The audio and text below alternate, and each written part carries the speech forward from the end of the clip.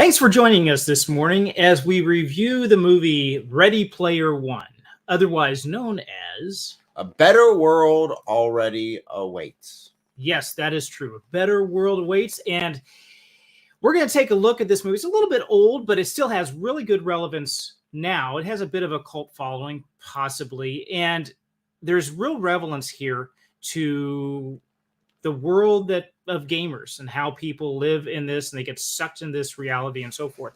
So I think this would be a good opportunity for us to take a look at this and dive into it. In a world consumed by chaos, where reality offers little solace, there exists a place of infinite impossibilities. Welcome to the OASIS, a virtual reality utopia created by the enigmatic James Holliday. But when Holliday leaves behind a tantalizing challenge, the fate of the OASIS hangs in the balance. Join Wade Watts and his allies as they embark on a journey of discovery, danger, and destiny. In a race against time, they must unlock the secrets of the OASIS before it falls into the wrong hands. Dun, dun, dun. Dun, dun, dun. Before we move on, please take a moment and like this video and subscribe to the channel. I can't tell you how much this helps, and you can always unlike it later if you decide that this was a total waste of your time. So, Eric, on a scale from 1 to 10, how would you rate this video? I'd put probably 8.5. Okay. Really far up there. Now, why would you, spoiler free, why would you give it that rating? Some of the concepts that we're going to be covering, there are some deeper concepts there that really point to God. On top of that, it's an interesting view on something that is becoming very culturally relevant. You know, what happens when VR becomes commonplace and you can't really distinguish between the two. It's very easy to get lost in one over the other. Right. Yeah. I think that even we're not talking about VR, but in terms of just the computer and virtual relationships really start to have a bigger and bigger impact in society. Think about post-COVID, how using Zoom or other video conferencing programs have made a bigger impact on how we do business. If you look at dating, the whole dating environment has changed incredibly. Instead of going up to a girl maybe and asking her for her phone number, it's a swipe left, swipe right type of thing.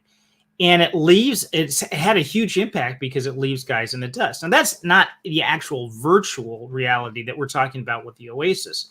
But you can see how just computer interaction online and over a distance has really changed our society.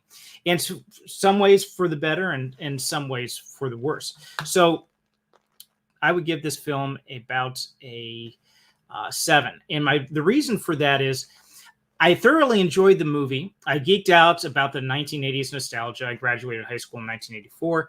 I felt emotionally invested in Parsifal's adventures, but not really deeply invested. And I enjoyed the Spielberg action scenes. I even enjoyed the romance, as rushed and cringy as it was. But I rated it less than 8 or a 9 because it delivered the opposite of its premise, which was to break out of the virtual world and to embrace the real world. Actually did the opposite of that. And we'll get more into that during the thematic review. So in this video that we're doing right now, we take a look at we do a spoiler-free review. Then we take a look at a spoiled section of it where we delve into both the theatrical review of the movie. Then we do a thematic review, which is really the core of the message that we're trying to bring with doing these reviews. Now, box office performance, it did fairly well, especially by today's standards, according to what's coming out of Hollywood now. Other people must have liked this movie. From a budget of $175 million, it grossed $607 million worldwide. So it did a pretty good return. Now I'm going to check the chat after a bit, and I'm going to ask you guys for your feedback. If you had seen the movie, what you liked, what you didn't like, and what you thought the themes were. We did a poll concerning that as well. We put this out on the community section of our channel. And this is the reason why we developed the channel, to show people how to find and develop these themes and use them as a message of eternal hope. So in this poll, we asked, what Christian themes do you see in the movie Ready Player One? The one that has 69% is reality versus escapism was number one. 0% for self-sacrifice, 15% for redemption, and 17% for community and unity. And I also asked if you could put the reason for your decision, or if you saw another theme that was in here that I didn't have listed, let us know what that was. And the responses were, we had one from El Iso Elohim. She said, the theme of evil forces trying to work together, things for bad, but there are being a plan for good all along. So I'm not sure if she meant referring to this to like a Genesis 50 verse 20 that said, but as for you, you meant evil against me, but God meant it for good, to save many people. This verse was speaking about Joseph to his brothers in the Old Testament. Joseph's brothers had sold him into slavery out of jealousy, but Joseph later became a powerful figure in Egypt and was able to save his family and others from a famine. And then we had a comment from MD 1905. He said, can I just say that I really like the book better? The movie wasn't bad, though. I've only seen it once. So the thing I remember most is the way that the users came together and fight the big corporation. And then the last, and this was a really good one. This was from Spider Soldier 1039. He said, obsession and the root of goals we put in our lives. Is it selfish, selfless, or a mix? He's looking at the obsession that I believe that was in the movie from trying to get the goal. There was an Easter egg that was the golden Easter egg that was the focus of everybody trying to get this in the OASIS. And the question is this something that was that people were trying to fight for? Is this an obsession that was out of selfish or selfless motives, or a mix? So there was another thing that was in there. These are good. And so the whole point of this channel is finding a theme in a movie that mirrors something in our walk with Christ, something of his character, an aspect of theology, or something regarding Christian living. We're basically turning parts of these movies into parables. So I'm going to take a look at the poll, the comment section real quick before we move on. And we've got Nicodemus Serpio says, have you already done a live stream on Wall-E? Now there's another one that nailed it. Yeah, that's not a bad one. That would be considered, it would be considered science fiction. Yeah, I guess. Even though it's a kid's one, it's a good one and a very well done animation. Then we've got Damian says, greetings and blessings. And I've got Thomas Hall says, I refuse to watch this for a dumb reason. After Crystal Skull, I said, no more Harrison Ford. I wish to honor the memory of his good old days. Well, I got good news for you, Thomas. Harrison Ford is not in this movie. It is a Spielberg, but it's not Harrison Ford. He's not in here. Oops. So I've already said I don't remember him being in here. No, he wasn't. And this is a good segue because we're going to now talk about the characters. Now, the interesting thing about this movie is you did have this virtual reality called the OASIS. So you had an actor who played a character in the real world, and then that actor also played a character in the OASIS. So you have an actor playing a real world character who is playing a fake world character in virtual reality. If you can follow that. So the first one that we have is Ty Sheridan. He played Wade Watts, who's the main character, and his character in the OASIS is Parzival. Now, interesting note here is that Parzival's name, the origin of Parzival's name, according to Arthurian legend, Parzival is the knight who finds the Holy Grail, at least searching for the Holy Grail. And that ends up being a major theme in the book version of the story. Ready Player One book had as much on Arthurian legend in there as it did 80s nostalgia. So it plugged a lot of that in there. There's only a little bit left, and one of the things that's left is Parsifal. Now, Parsifal in the legend did heroic acts of chivalry inspired by true love, which is ultimately fulfilled in marriage. And so you do see the romance here too. So there was some of that character in the Arthurian legend they pulled off. The second character we have is Olivia Cooke, the actress Olivia Cooke. She played Samantha Cooke in the real life character, who is Artemis in the OASIS. And then we had Ben Mendelsohn, who played Nolan Sorrento, the evil antagonist in the story, the corporate guy. And we had Lena Waithe as Helen Harris, played H in the OASIS. Mark Rylance as James Holliday. He was the guy who created the OASIS, the creator of the virtual world. He was a multi-millionaire, might have been a billionaire, I don't know, giving that money away to whoever found the Easter egg that was in there. And he also played a Norak, who is this wise, sagely character that is the one that gives away the keys in the virtual reality game. Philip Zhao as Zhao, also show in the game. And Win Moraski as Tarisho, and Dato is his character in the game. The reason why I bring these up is because you start to get a sense that there's a wider scope of, you have the main character, his true love, and a team that helps him solve the riddles, and the bad guy with his henchmen that are there as well. So the typical kind of popcorn Hollywood movie going. So going forward from here, we're hitting spoiler alert territory. Everything from here on, if you have not seen the movie and you want to, please check it out and then come back and see our review. So, Ready Player One. Now we're ready for the deeper theatrical version.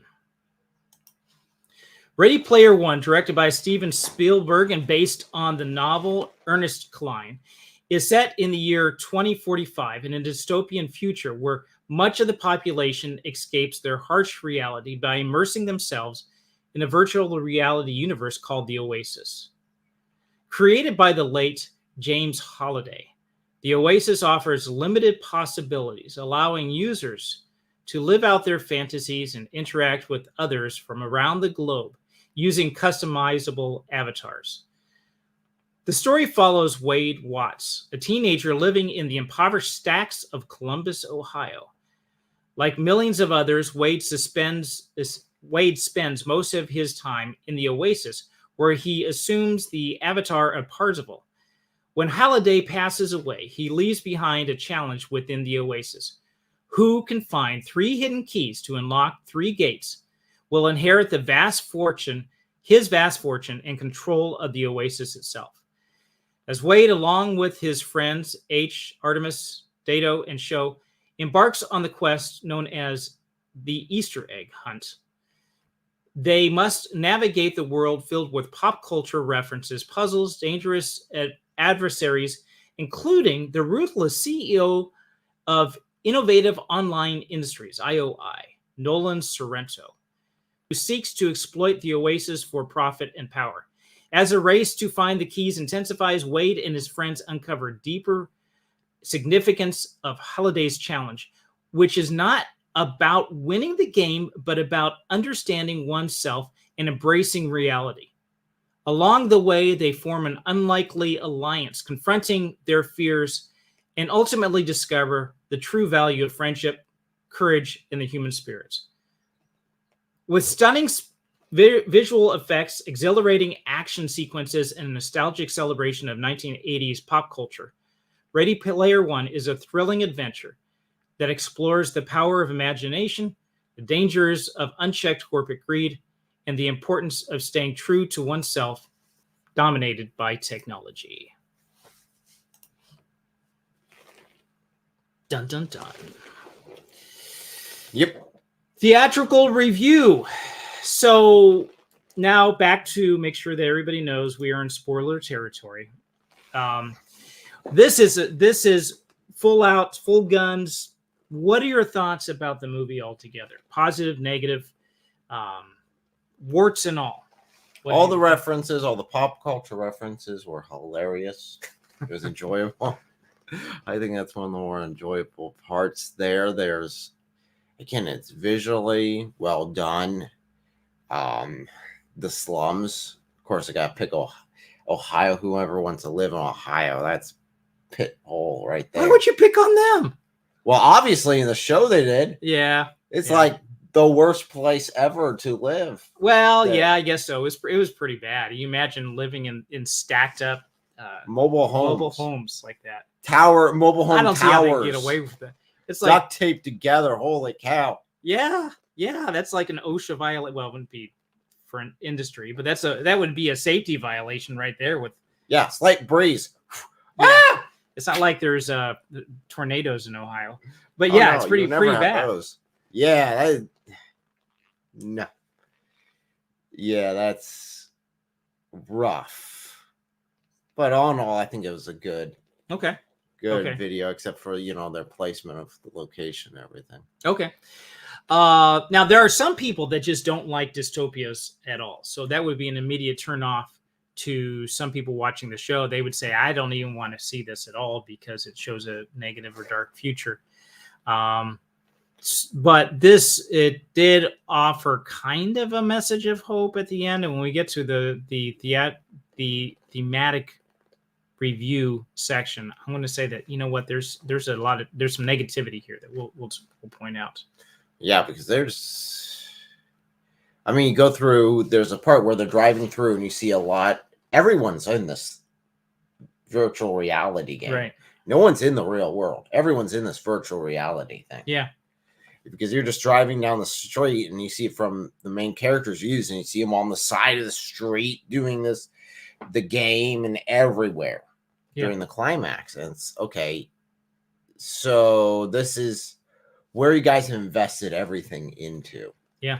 Is this virtual reality. A quick note, the opening scene shows the time and location, like you said, was Columbus, Ohio, in the stack in 2042. Do you realize that is only 18 years into the future? This is not very far. The way they placed it in the movie, this is not too far into the future. I'm thinking, wow. I'm saying virtual, with how we've advanced. Yeah, I could see this being. And it's not just that. At the beginning, too, that he also says there were some bad things that happened. He said, like, there was the corn syrup riots or the corn syrup shortage. And there was the things like that. It was almost like tongue-in-cheek the way that he was saying it. But it's like things that have become bad. They have no one thinks that living in the real world is worth it anymore. They've given up on trying to fix things and just went with it. And instead lock into this virtual world because it provides this fantasy, this fake idea that everything's okay. And you can be a hero. You can be whatever you want to be. So there's some things I liked and some things I didn't like. There's a lot of good humor and sexual tension. When I say sexual tension, I'm talking about the romantic tension between the two, not so much like sex scenes or anything like that. There were things that were said, like Wade mentions that, did she just ask me out? And the curator says, and I was just starting to like her. And there's a lot of banter back and forth. I think that they do a good job with that. I like that it showed that for an atheist living in a dystopian world, pop cultural artifacts are religious artifacts. The bad guy, Nolan Sorrento, is evil, not necessarily because he does bad things, but because he does not respect the sacred elements of the game and their deity. Now, who is the deity in this movie? Ooh. Yeah.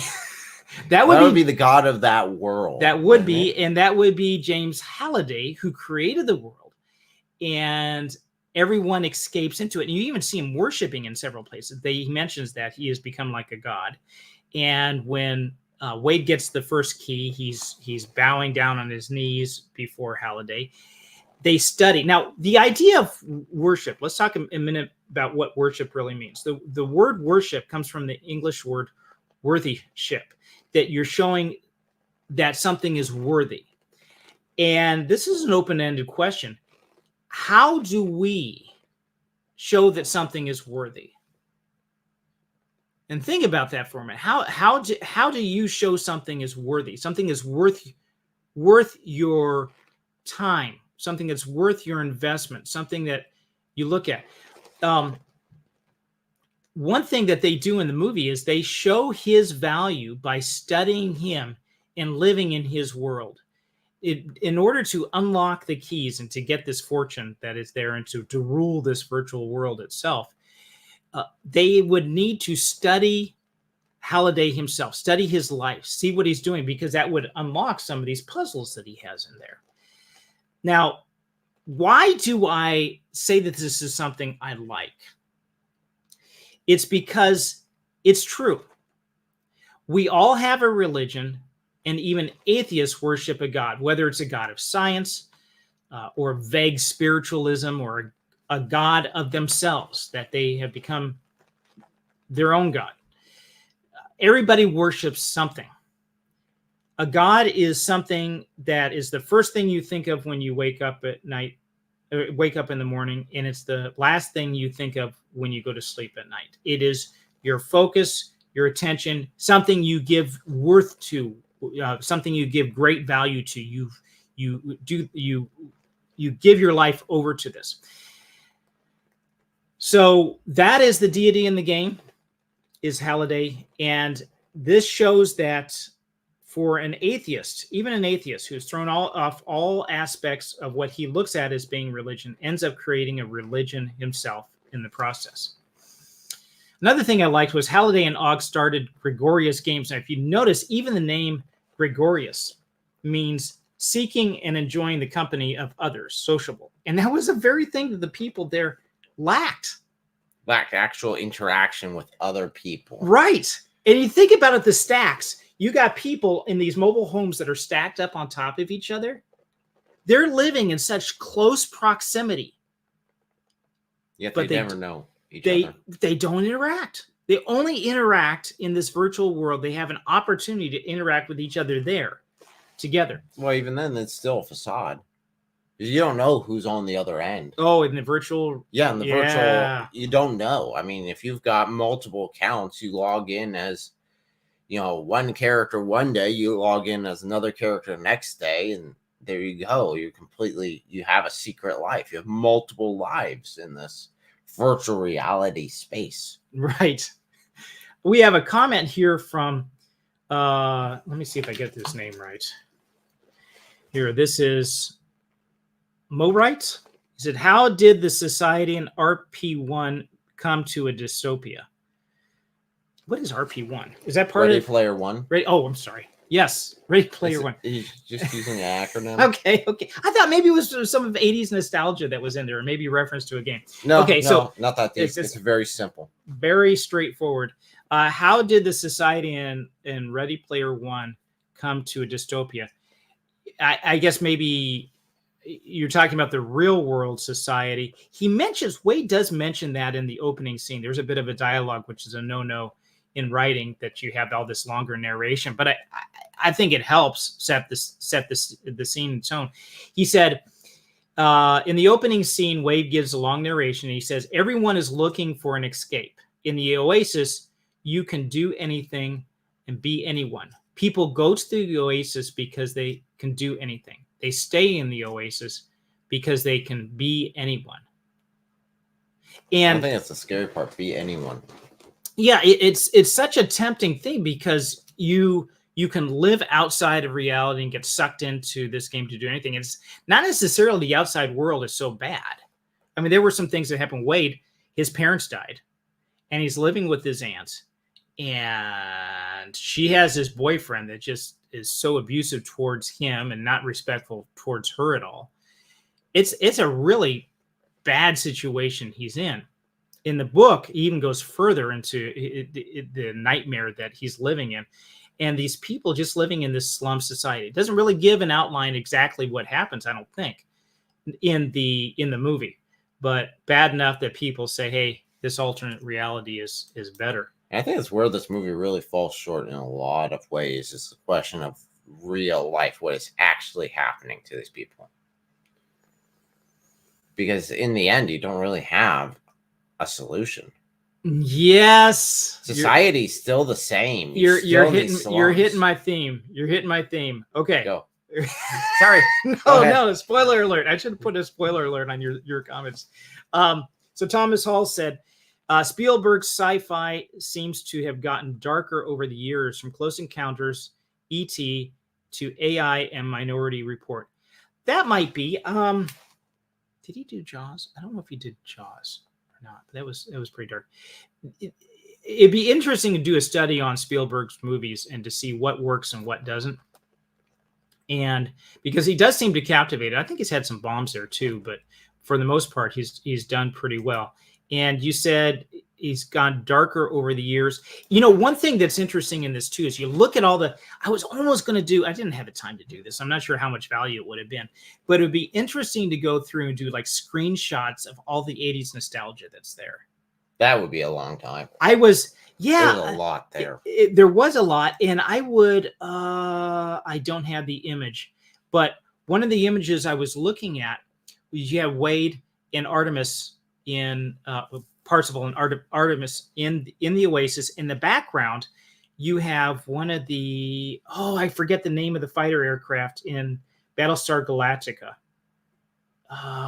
Someone's going to have to correct me on this. But anyway, they had some of this. It's just chock full of all these things that are happening. You got the holy hand grenade from Monty Python, Search of the Holy Grail. You've got he dresses up as Donnie Darko. You've got he drives the DeLorean from Back to the Future. In all these different references, it would be, I don't know, maybe a bit of waste of time, but still be a little fun going through and getting screenshots of all of these and say, here you go. Here are all these images that are there. Now, it's a question whether some of these references, nostalgic references, really served the story, or if they just served fan fiction with having the nostalgia to say, oh, it's there. But what I tell you what, even if they were hollow and they didn't really pump the story along, I watched this with two of my kids over the weekend as a refresher. And they were geeking out on some of these things. Where they saw Halo, the guys from Halo coming in, the soldiers from that, and all this guy. It's enough just to keep you going. And they flash through Spielberg. Here's the interesting point: how many of these were actual movies, props and stuff that Spielberg participated in? There were quite a few that were his own creation that were in there. And Halliday says there's a theme in there is that Halliday hated his own work when he said he disliked some of his own work. I'm wondering how much of that is a recall for Spielberg saying he doesn't like some of the stuff that's in there. I don't know. Just a thought. There was some reference that this is similar to Willy Wonka and the Chocolate Factory. How is it similar to Willy Wonka and the Chocolate Factory? How has this got anything to do with greedy kids going into a chocolate factory and eating everything off the shelves? Okay. That's a good question. What does this movie have to do with the theme of Willy Wonka and the Chocolate Factory? Well, the question is, I guess the main question is, are you worthy and you inherit the chocolate factory afterwards? Yes. After he's killed off multiple kids in the entire thing. Let's be honest, those kids did not survive. Yes. Yeah. So it is. That's what the point is that you have this thing to set up. You have this rich guy that invites everybody in, and he says, you come into my world, and I have this special, you solve these puzzles or riddles or whatever, and I give you over what I have. And there's a big question at the end of this movie. Should Parzival, Wade, sign the contract to get everything? He says, no, this isn't right. And the same thing happened in Willy Wonka and the Chocolate Factory, is that Charlie said, no, this is, he gives there's a certain kind of candy he gives back to Willy Wonka, and he says no, and he walks away. I'm talking about the original and in the book. He walks away, and Willy Wonka says, yes, that's what it is. You have the right attitude for this. My boy, I will give you everything on this. So in this way, it is that Wade had the right heart towards this and to be able to take care of the Oasis. And so he was the rightful heir to the empire.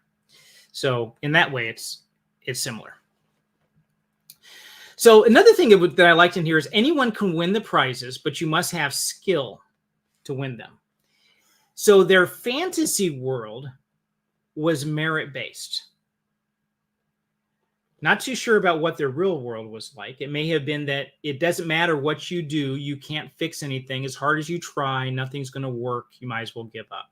That was the sense that I had earlier in the movie, that their society was so messed up that everybody just went into this game. But merit-based, it gives young people a purpose, and in this case, love. The ultimate affirmation that young men crave and need is this: I can achieve, I can get accolades for achieving, and at the end, serving like a knight, I can get true love in the end. In the book, Parzival was not Donnie Darko as that was not his avatar. In the movie, pretty much that's one of his main avatars he uses. He was a knight. He was dressed as a knight. So another Arthurian legend in receiving what you need there. What I didn't like. So the romance in the movie, can we say it was rushed? Can we say it's rushed and it's cringe?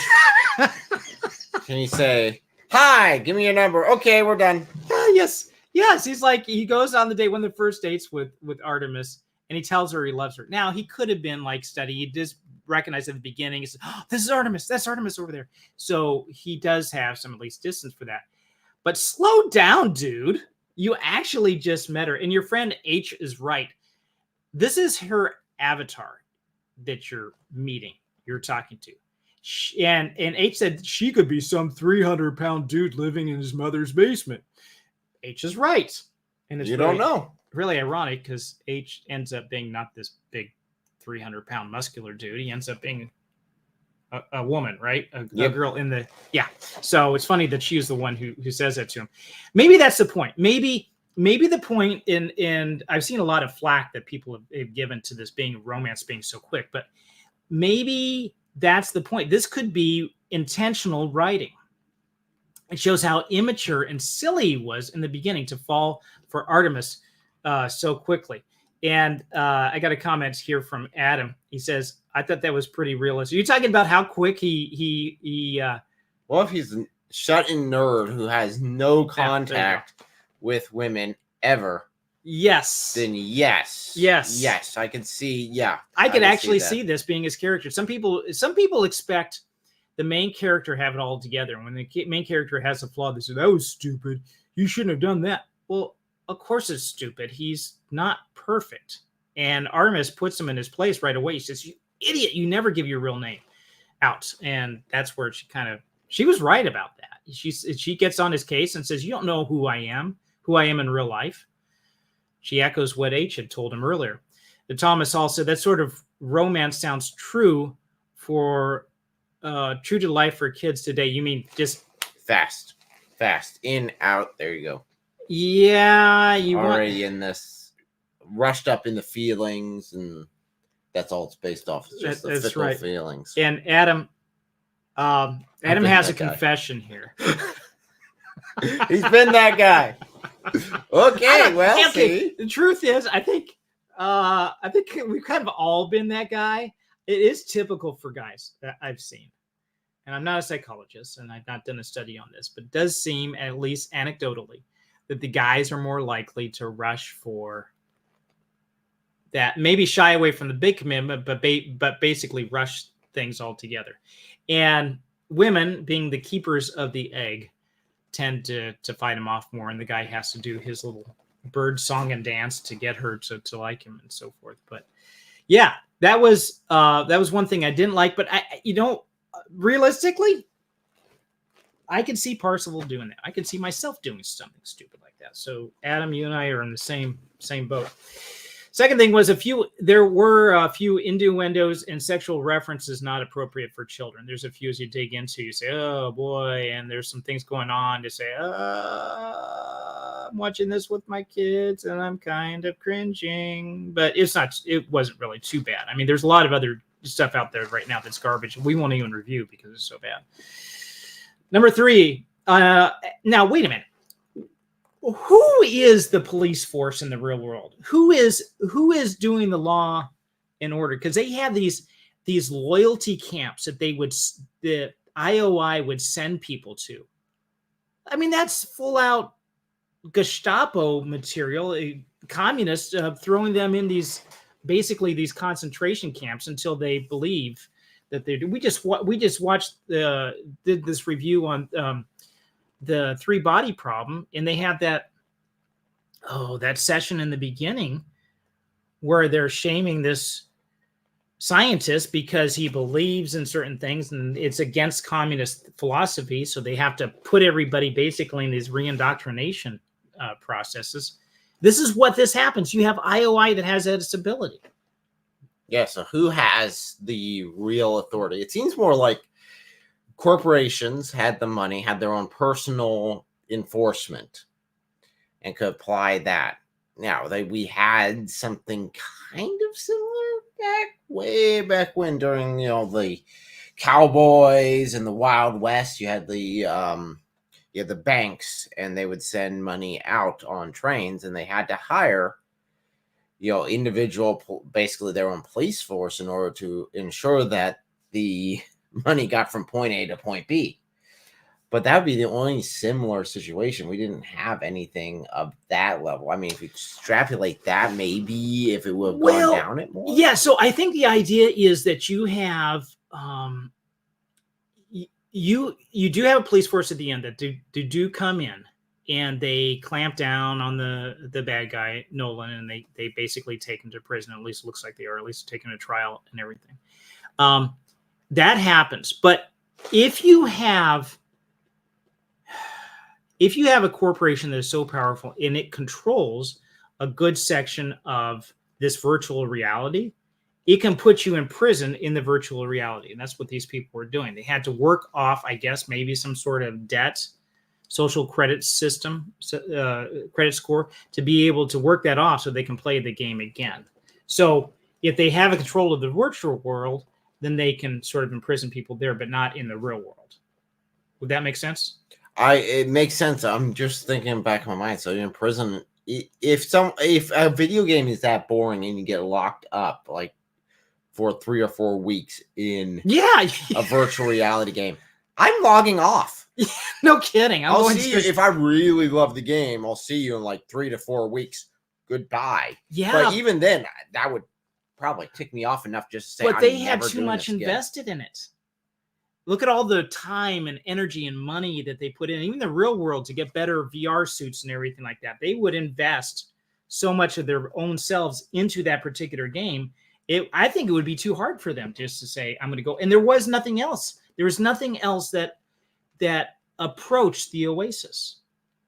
Yeah, I don't know if I guess it's just my rebelliousness. If I would hope like that, I would hope people would say, like, I'm going to turn this off. Forget this. I'm not going to play this. You think you can throw me like this? Forget that. That's right. Yeah, that would have been good to see. So we got a couple of comments here. Okay, so Adam, he's going to come out of I'm that guy who makes that quick romance. He's in jail right now because of that. He says, it was weird. The corporation got so large, it overshadowed government and just did whatever they wanted. Like debtor's prison. Yeah, that's what it was. It was like a debtor's prison type of thing where you break their rules, they'll put you in. They didn't really own the OASIS, but maybe they had enough control on a part of it that they could do that. Sunk cost. what they invest into it. Oh, yes. So Yes. yeah, I'm glad you're here as my interpreter, man. I don't know how many times I look some of these comments. I'm just like, I just do that's my job here on this channel, is just to interpret. I got to interpret from you guys into oldies. Hey, be nice. Okay, Hey, so you're the one that couldn't understand what Ready Player One acronym was. So that was I'm pretty just bad. saying. I admit that was pretty bad. It's the whole point of this video. Thematic review. I'm gonna put this up. Sorry. Thematic review. This is the best part of our review, and we save it for last. We have to, because we have to build up with talk about the story itself before we pull out some of the themes.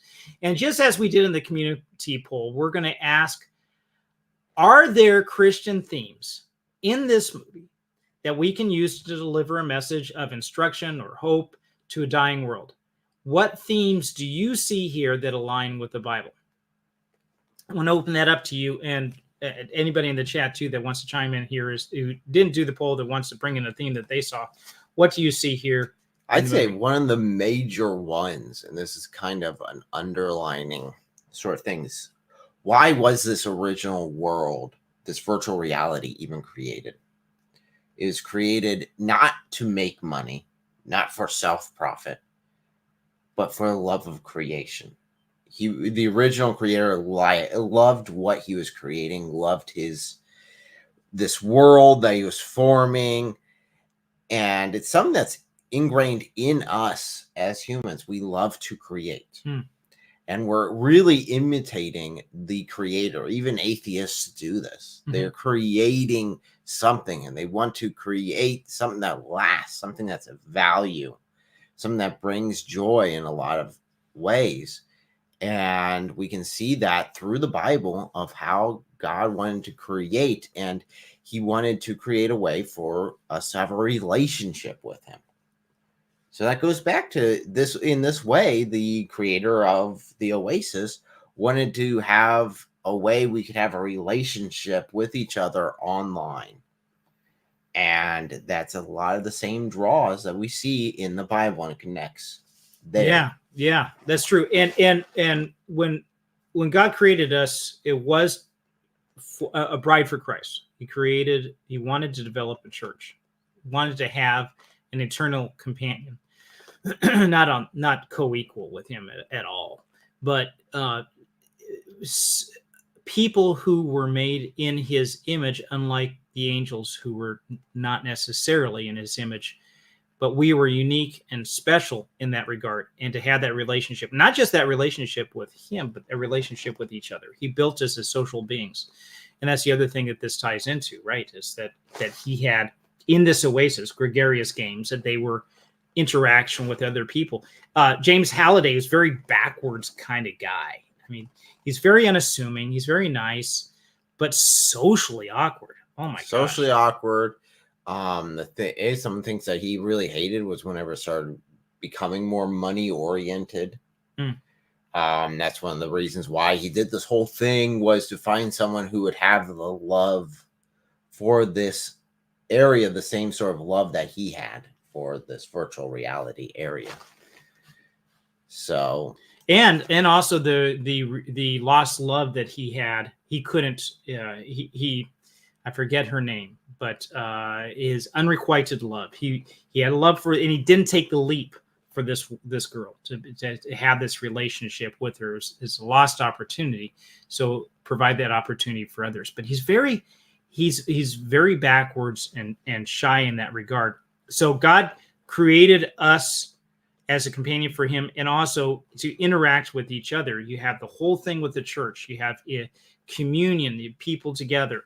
We are not just individuals who pull back into our own virtual world, but we do have this relationship with each other.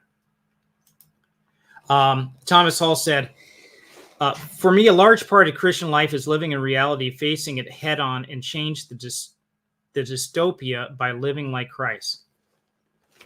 Right on. Amen, brother. That is, okay, we're going to would you stop spoiling my theme? Okay, so You guys are in cahoots with each other. Adam said, maybe a bit of a stretch, but almost a symbol of spiritual life versus physical life, where the physical life was dull and in fallen world spiritual and was vibrant and full. Okay, that's theme number 2. I'm done. I'm going to leave now. You guys got it. You just got to get to your themes faster. That's so. what you got to. You got to get these themes faster. You guys are right on it. This is your great. audience is too sharp. Yeah, they are. They are. So that's what we're trying to do. This is good. This is fantastic. So that's what I would say. Theme number 1 for me is reality versus escapism. And this is like right in your face with this whole. I mean, that's what this story is about.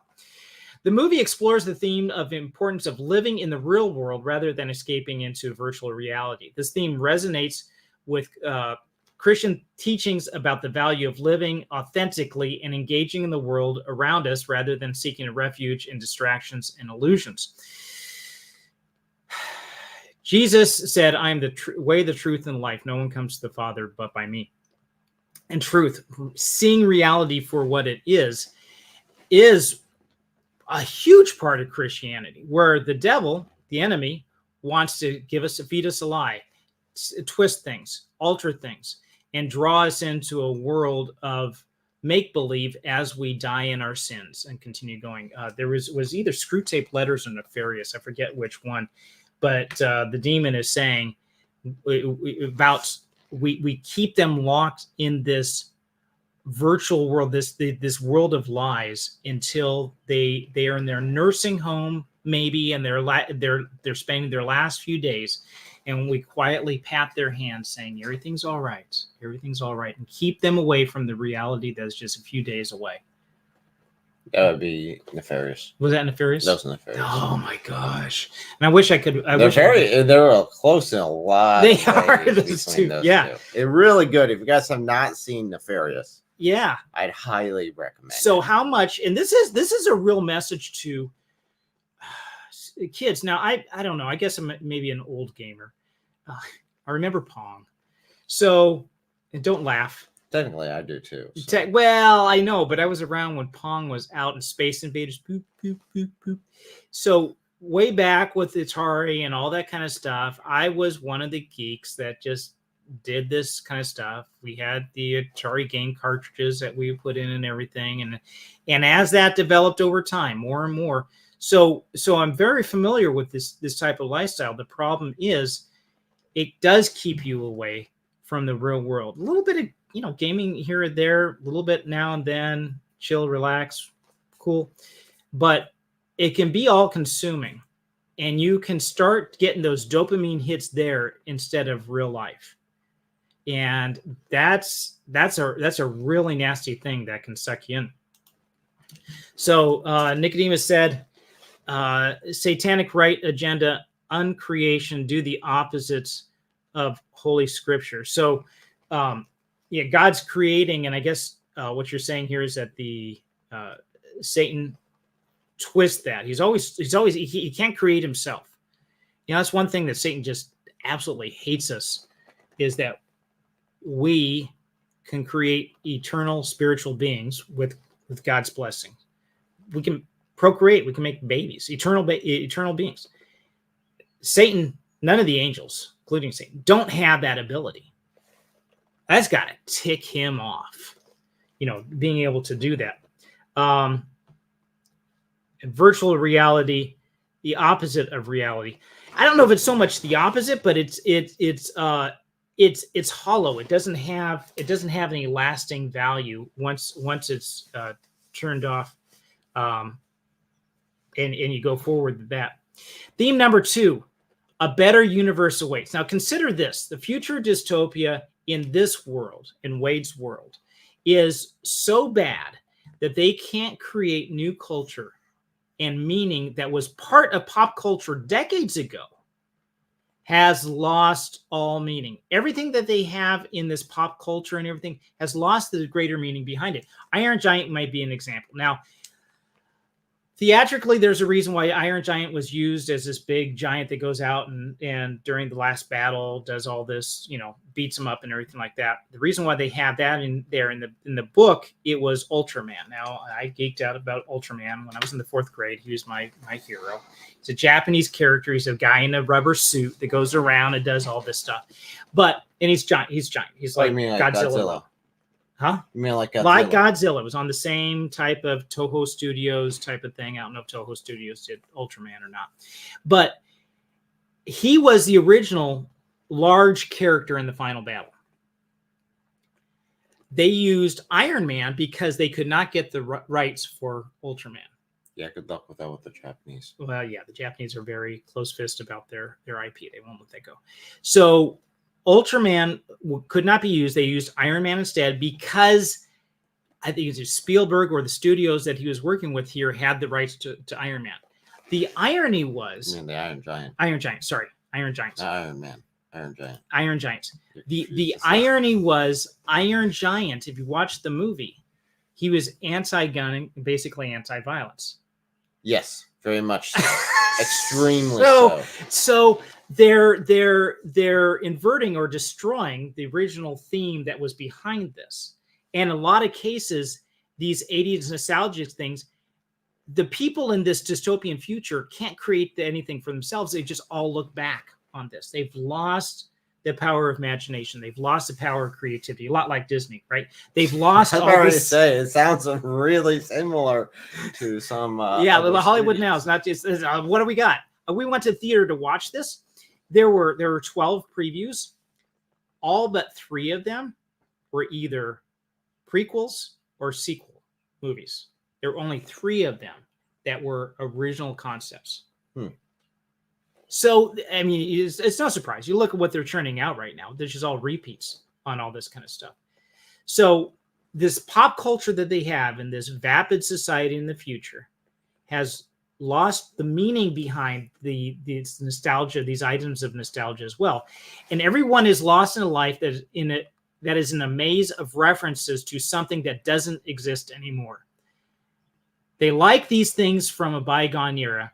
They want these things, but they don't know why. They're hollow.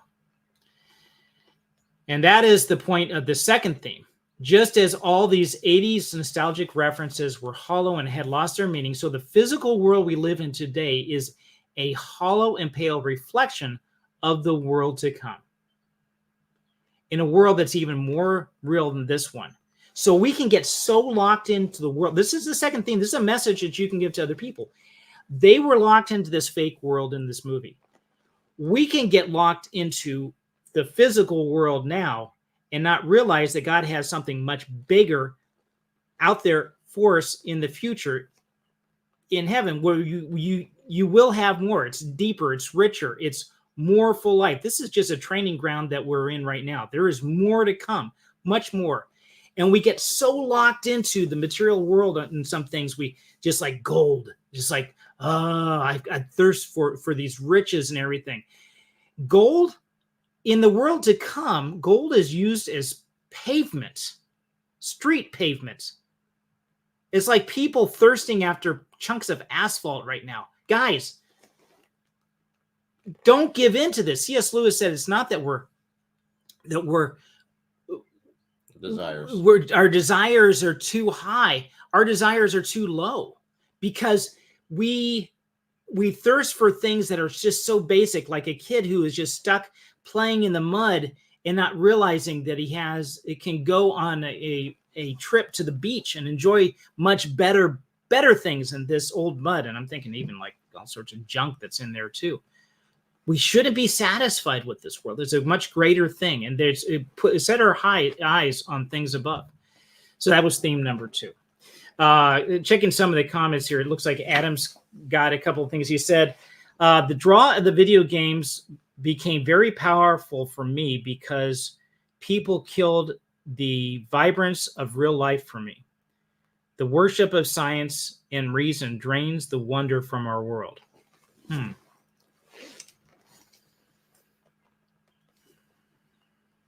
I don't remember who it was. It may have been Descartes, but it was one of the 18th, 19th century scientist who, in his journals, as he's writing some of his experiments, and he's going through and making theories and hypothesis, it's punctuated by praise to God as he's going through. It's like, wow, this is great. So I think we do need to retain that wonder of the world that we have that says, say that, yes, God is great. Look at all this. We had the northern lights that we were able to see this last week because of the solar flares. You stand out and you say, wow, that's cool. In the eclipse not too long ago, seeing that as well. Adam also says, I'm thinking for myself now, and I see that everything in our world is a miracle. I haven't seen that. If the world seems so dull, dig deeper. And the same goes for the Bible. Take it seriously. It's amazing. Really good, brother. Yeah. Really good. Yeah. So any other themes or any other comments that you wanted to bring out? Nope. Other than the gaming company here, at least the company that's trying to control it. IOI. IOI. Mhm. They should have just renamed it Bethesda and got over with. Ooh, slam. That should have been my line. Yeah. The future of Bethesda. Oh, that's In yeah. VR. Yeah. Some of these old gaming companies they've not done so well. So Adam said, for context, I'm trained as a marine biologist. Cool. Wow. Cool. And my guess is some of that wonder that you had initially drew you into that, the joy of discovery. And I'm not on the biology side, more on the physics side. So just seeing the wonder of creation itself, a reflection of God's glory, it's a great thing to behold. So when you get down to it, the major flaw with this reality escapism theme is that Wade wins by participating in escapism, not by participating in reality. What's worse is that the reward isn't a better reality, but a better fantasy. And this is where this movie really falls short. I really enjoyed this movie, and everything, but the ending, the climax, the conclusion is hollow because the problem is not really fixed. Reality is better, not because, like in the movie they said, is the best place to get a good meal. Reality is better because what you do in real life matters. Once you turn off your game, all your achievements are gone. Your hard work is only bits of memory on a hard drive or on the cloud somewhere. Vaporware. That means the virtual world gaming gives you no purpose in life. Your actions in the virtual world are ultimately meaningless and without purpose. But just as your actions in the physical world mean more, your actions in the spiritual world have eternal consequences. And we have an opportunity to meet the designer of everything. Just as Wade had the opportunity to meet the virtual Halliday, we have an opportunity to meet the actual creator himself, the creator of our world, and have a lasting relationship with him. Maybe the deepest message in this movie is this, and it's one that we can all use. And with that, I'll wrap it up and say thank you all for joining us. Oh, next week. Wait. What's the deepest? That's it. That we can have a relationship with the creator. Okay. Because I've already say it kind of sounds like that. That would be it. Okay. And the murderer is. End the stream right there. Then he gets shot. No, we do have coming up next week. Now, I debated of going back and forth on this, and we'll see if this actually gets pulled off or not. I found a bit of a sleeper called Time Trap. And being a sci-fi author of time travel stories, this is going to be, I thought this might be worth it. This might be worth it to take a look at it, to say, hey, is this a sleeper? Is worth your time? And of course, what kind of themes and messages can be pulled out of this, if any? Maybe there's nothing. We'll see. So until then, enjoy the rest of your day and the rest of your week, and we'll see you then.